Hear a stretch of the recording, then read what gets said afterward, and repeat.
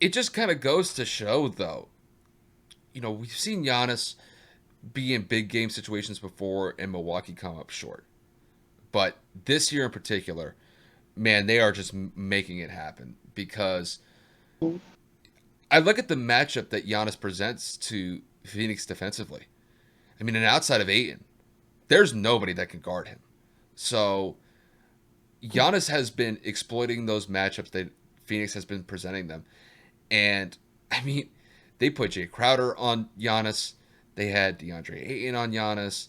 They even switched Mikal Bridges on him at certain times.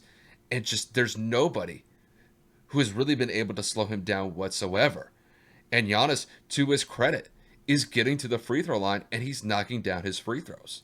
And not only does his play impact his personal stats, but it impacts everybody around him because everybody's not going to key on Giannis when he's in the paint. Even when he's backing down, he can kick it out to shooters like Chris Middleton and Drew Holiday. And if Chris and Drew are knocking down their shots like they did in Game 3, that presents a major problem defensively for Phoenix because now they have to account for that. And, when your defense is stretched to the perimeter to protect it if Milwaukee's knocking down their three-point shots, that's going to leave lanes wide open for Giannis to exploit or pick and roll situations for the Bucks to exploit. And they did that multiple times tonight in Game 3. So I think if you're Phoenix here, man, you got to find at least some sort of way to slow him down. But I don't think hacking Giannis is going to be that big of a tactic here simply because he knocked down 13 to 17 of his free throws tonight. And if he's knocking down at least 70% of his free throws, is it even worth really fouling him? Or do you just kind of go with the chance of trying to slow him down one-on-one or playing some sort of trap defense against him? So Phoenix is in a bind here, but man, Giannis is just a man on a mission right now. It's like you said, 103 points in the first 3 games. He's averaging 33 and 14 for God's sakes. I mean, I don't know what If else to I'm say if I about that. if I'm Monty Williams, the second Giannis crosses the free throw line or gets to the free throw line of the block, I'm doubling him initially. I'm trapping him. I'm sealing him off. I'm making somebody else beat me because statistically, other than this game, the supporting cast of Milwaukee has not been able to, be the Robin to Giannis's Batman.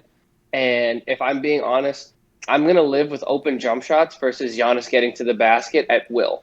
So if he's driving left and he gets to that block or he gets to that elbow, legit, whoever's guarding him and whoever's on that weak side have to come together. And I'm letting Chris Middleton take an open shot. I'm letting Drew Holiday take that open three. I'd rather live with the odds of a jump shot than a layup or an easy dunk for Giannis or Giannis going to the free throw line and getting my big in trouble. You know what I'm saying? Foul trouble. So I think Monty Williams is going to find a way to get some adjustments. I don't think Monty's going to let Giannis have a super big game. I don't think it's easy for Giannis to be stopped. He's probably still going to get 25, 30 in the next one because of just the oversized mismatch that he legitimately is every play. But I do think that they're going to go a little bit bigger and try to make life a little bit more difficult for him because the second that man touches the ball, I need to deny him. I have to get the ball out of his hands because he's just too dynamic of a playmaker and he's too dynamic of a spark.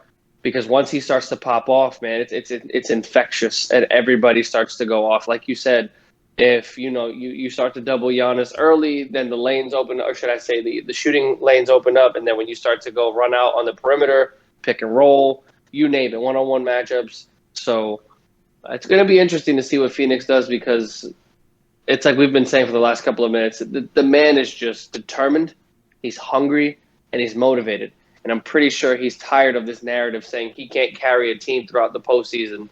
He's doing it, and he's been just dominating Phoenix and everybody else, at least in the last couple of rounds of the playoffs.